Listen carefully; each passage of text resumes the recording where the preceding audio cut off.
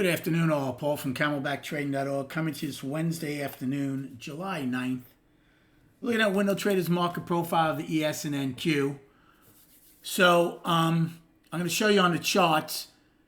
ES got close to their daily balance high, missed it by, well, not that close, 18 handles. So they're still in balance. NQ, to me, just stretched their balance high. So they're still in balance for 4 days.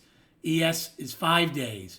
Righty went out with a price probe and took out their balance high. Now, again, I'm going to look later at IWM. I just want to see how much they took it out by. But they did go out with a price probe. So you want to call the daily up, I have no problem with them with that. Give them their due with the price probe. That's all they go out with, by the way, is a price probe. NQ goes out with nothing but the day's high and low. They did have an 8-wide POC, but that's it. ES goes out with an afternoon pullback in H and the day's high and low. They're only 7-wide. I'm not using F's low and NQ. I just think it's too close to the day's low for the pullback. Okay? Inside day up did very well, obviously off the opening. So we gapped higher today, but then it filled. And we had a trend day down, and then it filled. I traded horribly today, traded like an amateur. If you recall, I don't know if it was Monday or last week, I front ran the overnight low, and then I added when it got it, and it came in, and I made some money, and I said I was fortunate. Well, today I wasn't fortunate. I front ran the overnight low again, but instead of getting out of it, I just didn't believe this straight push straight up. Well, it cost me a ton when I finally took it off. My fault. Nobody's fault but my own. I just didn't think that the overnight was long. I didn't think the gap would hold. Now, the gap didn't hold, but it doesn't matter for the time frame when I took the trade, right? Again, nobody's fault but my own. You don't blame anything or anybody but yourself. It's not the market's fault. It's not headlines' fault. It's nobody's fault but your own. So when it pushed up, I thought we would still get some kind of pullback and potentially fill the gap in A period. But that didn't happen. And we didn't fill the gap until C period. But I got hurt pretty bad. When I did take it off, though, I started pecking away at it. Got back some. And then the next trade, which ended up ending my day, wasn't wrong. It was just poorly timed. I really thought C, when they started coming in, would take out the IB low and go and fill the gap. The problem was I went full boat because, and again, this is something I tell my room, when you have a bad day, don't try to get it all back at once. I generally don't, but today I tried to. And when I took the 10 lot short, it did not take out A's low. It actually pushed up. I forget how many points, but anyway, it put me in a very, very big hole. I took it off, and then what happened about 2-3 minutes later, they took out A's low. Now, if I had timed that right with my 10 lot, potentially could have taken back everything I was down. Instead, I doubled my loss. And then I stayed here. I read the room, tried to read the market all day. Suck it up and I have a responsibility to the traders in my room, and I did that. But I didn't trade again after that.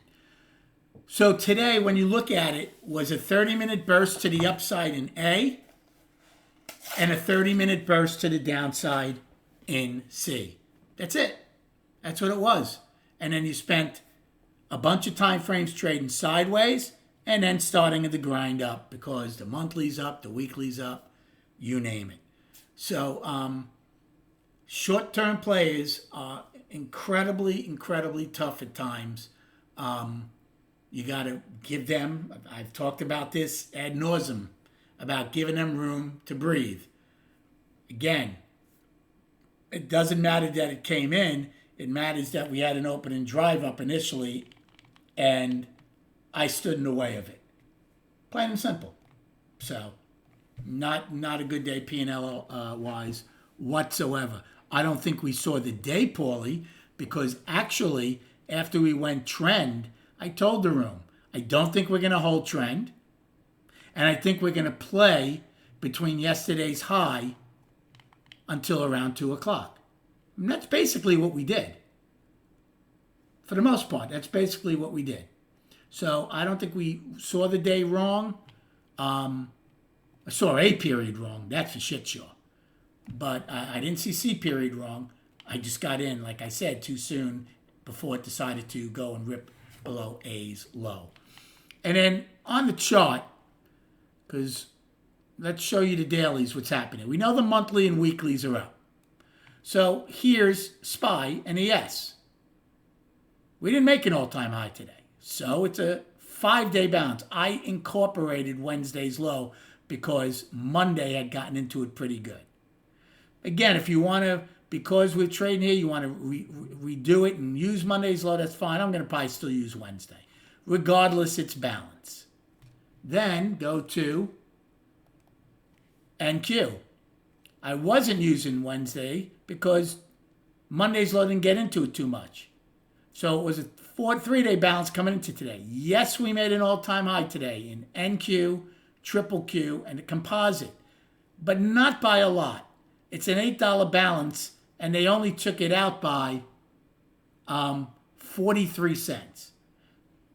So again, to me, I'm going to still call it balance, right? Balance rules. ES got fairly close to a balance high. NQ stretched it. And then IWM did the same thing for my money's worth that NQ did, right? Again, I would have used Wednesday's low as their balance low. They took out their balance high by 36 cents. So I'm going to still call it a 5-day balance. However, I think if we take out today's high tomorrow, even if it's not by a lot, I'll give the bulls their due and call it up in both IWM and triple Qs. Now, if they take it out literally by a point or two, no. But if they take it out by another 20 or 30 cents, then you know what? Unless they go and come back in and take out today's low tomorrow, I would probably call them up. Now, as far as SPY goes and ES, no. We need to make an all-time high and see how much, if we do get it, do we stretch the balance.